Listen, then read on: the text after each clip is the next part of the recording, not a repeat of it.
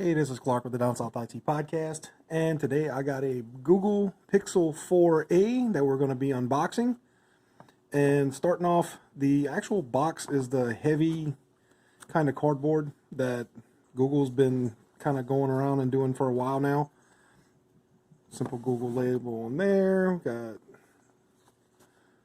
SIM card information and all that on there. Picture of the side of the phone with the green power button on that side, and Google logo on top.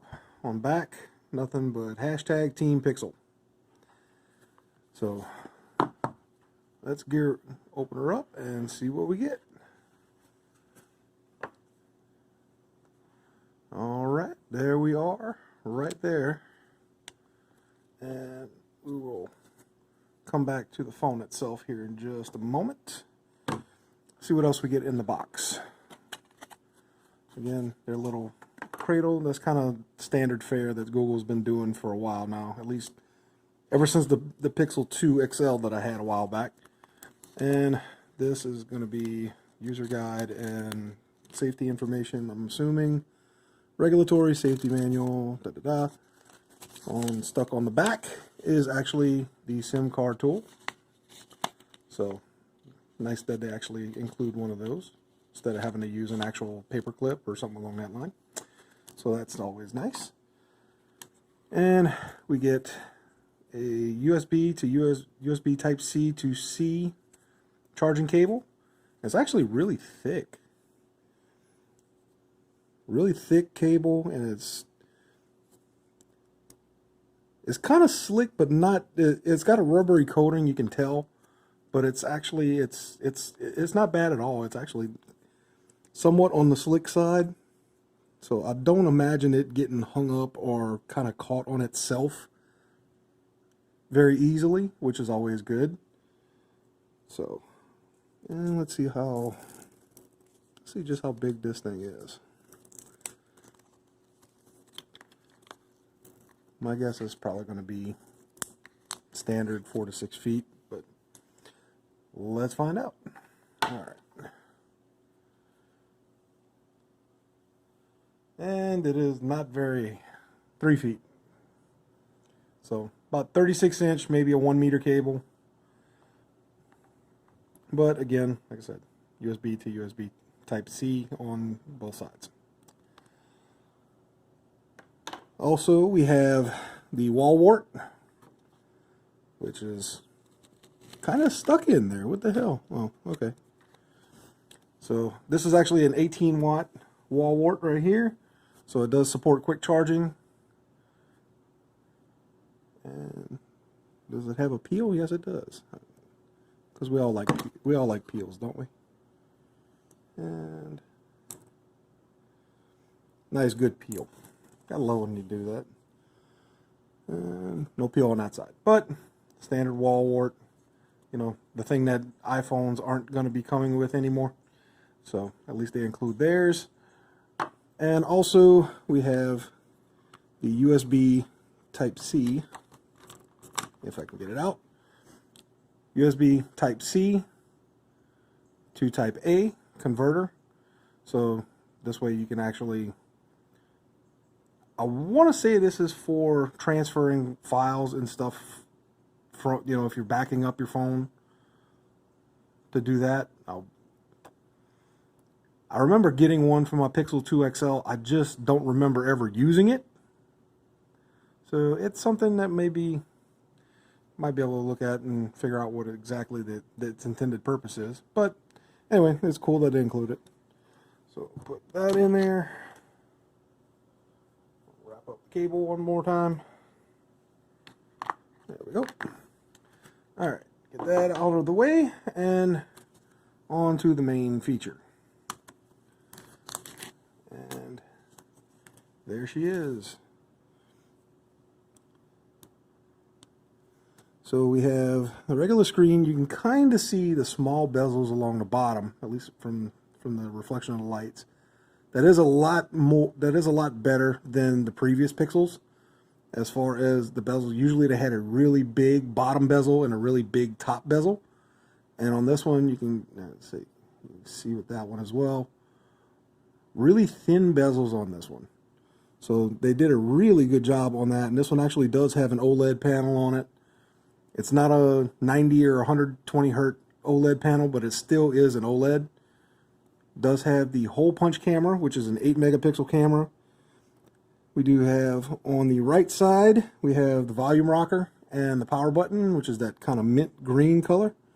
And the buttons are plastic, same as the actual construction of the phone, but I don't know if you can hear that. But you do get a really good tactile click on there. So you have to be fairly deliberate in your button pushes to get that, and it's a really good click. A little bit of travel, not much, but you have to be deliberate in your press. So you won't accidentally press any of your buttons, which is always good. On top, we have noise canceling microphone and the 3.5 millimeter headset jack, which is nice to have. And in addition to that, on this side we have nothing but the SIM card tray. On the bottom we have dual down firing speakers and the USB Type-C charging port. And on the back we have the fingerprint reader, fingerprint sensor, and the 12 megapixel camera with the single LED flash. The bump on that camera actually makes it look like there's more in there than there actually is, because there actually is only one camera in there. There's only one lens and one flash. So that was kind of one of the drawbacks with this one. But on the other hand, it does do it. There's a lot more to this phone than just a single camera, which we all know. And we're gonna go ahead and power it up for the first time. Let's see what that OLED looks like. Nice and bright. Kind of hard to tell on the video, but the color, the white is actually a little on a touch on the warm side. It's got a little hint of orange in there, not much. And then actually, as you cut, it's more from the looks of it.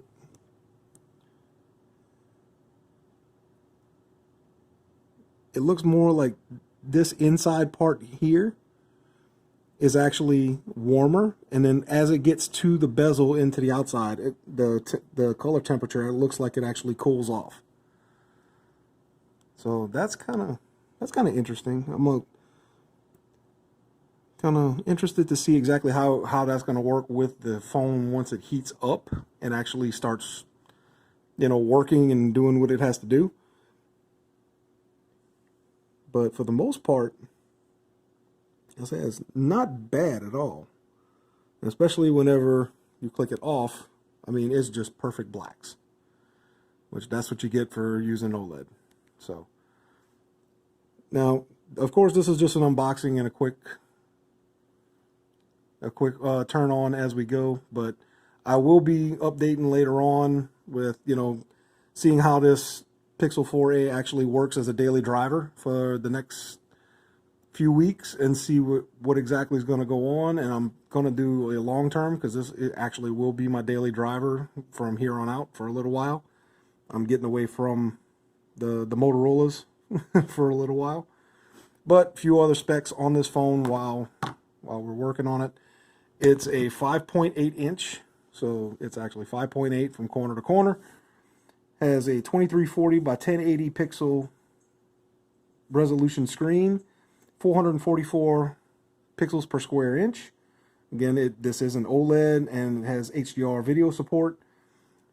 Under the hood, we're running a Qualcomm Snapdragon 730, and also has an Adreno 618 GPU, running 6 gigabytes of LPDDR4 RAM, 128 gigs of non-expandable storage, and it actually ships straight with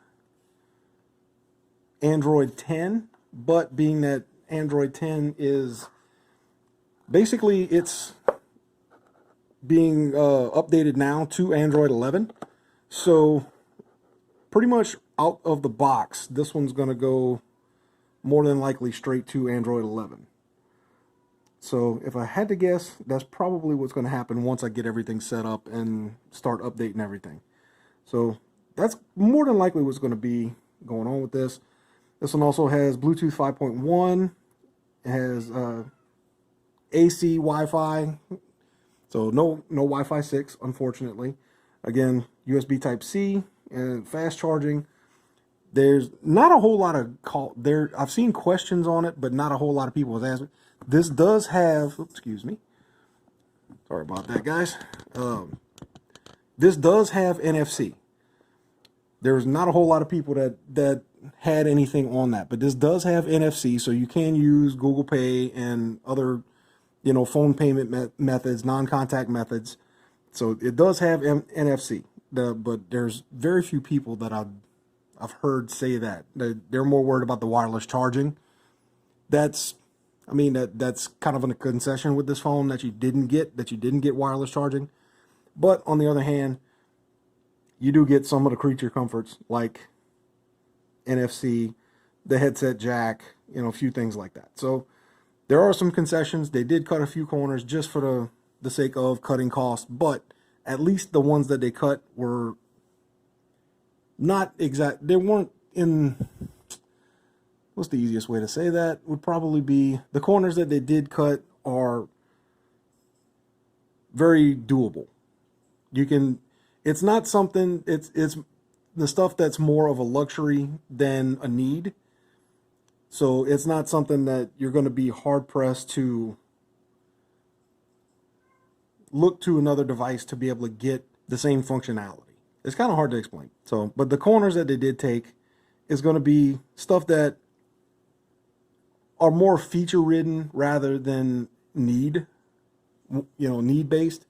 So it's stuff that you can get by without, but it's not everything that you can get by without. So it's, if you can kind of get where I'm going with that. But anyway, so stay tuned for some more videos and more articles on this. I'll probably put some of this up on the website and the blog. That way you can check out some long-term use on this one just to see how it goes, if we get any slowdowns, any hiccups, any Android 11 issues once it gets updated, anything like that.